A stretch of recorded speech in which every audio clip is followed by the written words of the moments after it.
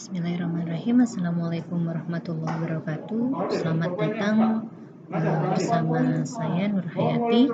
Baiklah, kita akan memulai pertemuan pertama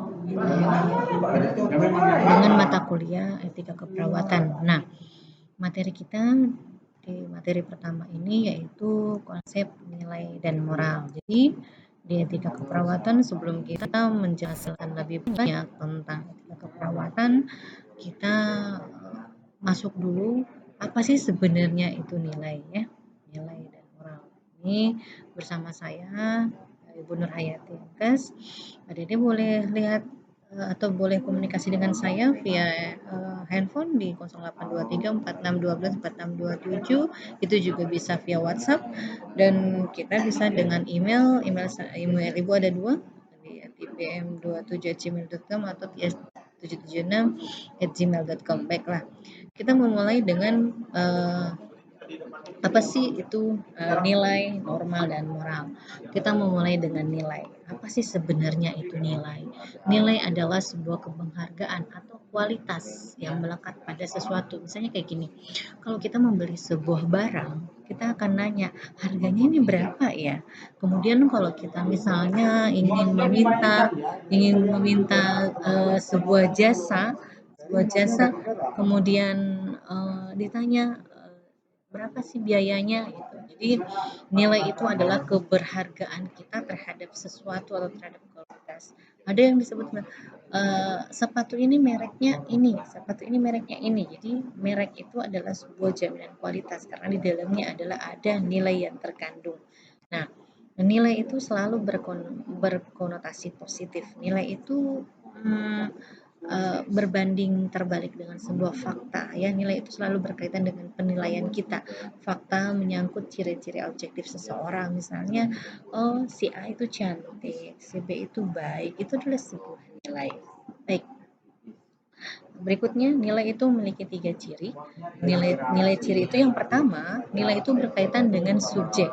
Maksudnya adalah ketika kita mau mengenal sebuah nilai, maka kita harus paham dulu subjek apa yang kita maksud. Subjek di sini misalnya bisa ke manusia, bisa ke benda, ya.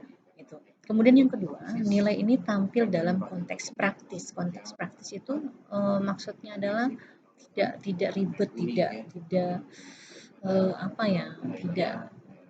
tidak hanya sekedar bahwa tidak ini tapi hanya satu, misalnya hanya konteks sepatu, konteks seseorang, konteks benda gitu ya. Jadi itu yang kedua.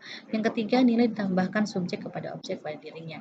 Maksudnya adalah misalnya kita menilai diri kita ini kekurangan apa sih, kemudian kita bandingkan sama objek yang lain. Oke. Nah, nilai moral biasanya menumpang pada nilai yang lain. Misalnya nilai ekonomis sebuah barang, maka barang tersebut itu jadi bergantungnya itu atau menumpangnya itu nilai sebuah sepatu. Nah, sebuah sepatu itu harganya akan dibandingkan dengan harga sepatu merek yang lain. Itu makanya disebut sebagai menumpang pada nilai yang lain. Baik. Kemudian berikutnya ciri nilai normal. Yang pertama, berkaitan dengan tanggung jawab manusia. Jadi manusia ini bertanggung jawab terhadap moral atau apa saja yang mereka lakukan. Misalnya ini wajib atau bebas memilih bagian mana ya. Yang kedua, berkaitan dengan hati nurani. Nilai itu selalu mengandung himbauan, mewujudkan nilai. Jadi nilai itu adalah suara, disebut dengan suara hati nurani ya.